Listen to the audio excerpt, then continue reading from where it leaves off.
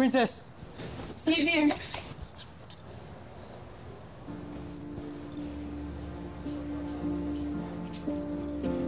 Okay ka lang?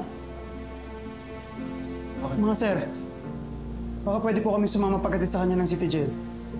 Huwag na. Ano man kayo magagawa eh. Isa pa, marami pang pagdadaanan niya si Princess.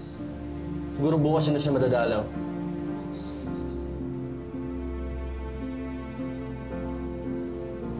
Huwag kang mag-alala, Xavier. Magiging okay ako. Sanay ako sa loob, di ba? Promise, dadalaw agad ako. Huwag mo muna akong isipin, Xavier. Mas mahalaga yung mama mo. May update na ba? Nagkausap na ba kayo? Wala pa rin. Totoo lang, nag-aalala na nga rin ako eh. Kasi hindi naman normal hindi ko siya makontak. Sir, pwede ko na po bang i-report na nawawala yung mama ko?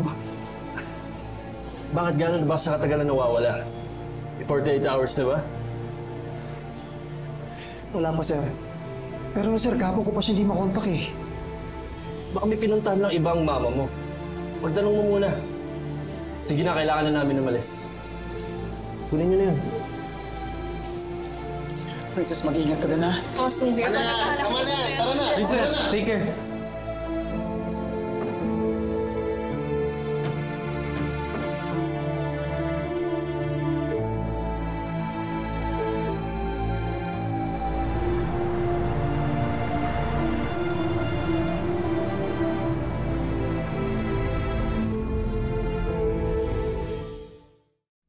Princess pleaded not guilty sa kasong ibinabato sa kanya. Hearing is scheduled next week. In the meantime, she's now being transferred sa city jail. Ito na isang city jail. Ililipat yung anak ko kasi mapamakilala ako dun eh. Papatingnan ko lang. Sa Paraluman City Jail, in Talamara. Asa si Onse? Papupuntahan ko lang sa Princess. Pinauwi ko muna si Onse. Nagpakuha ko ng mga gamit.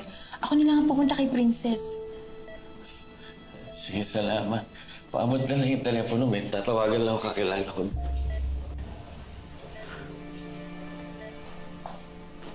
Dapat.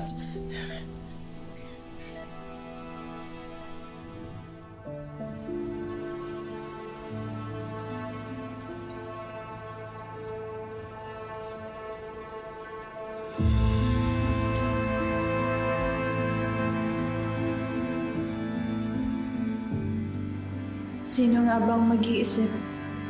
Dito rin pala ako babagsak. Pero hindi na bilang volunteer, kundi isa ng bilanggo.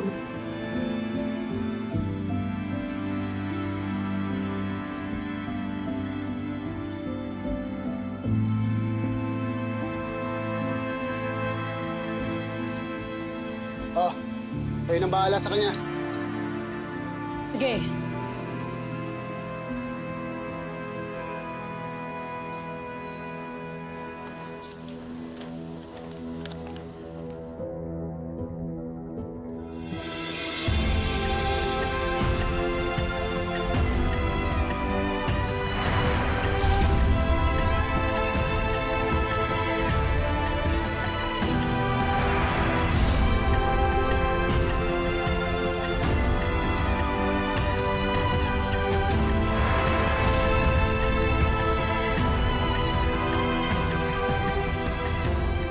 Tara na sa opisina ni Warden. Na-expect niya ang pagdating mo.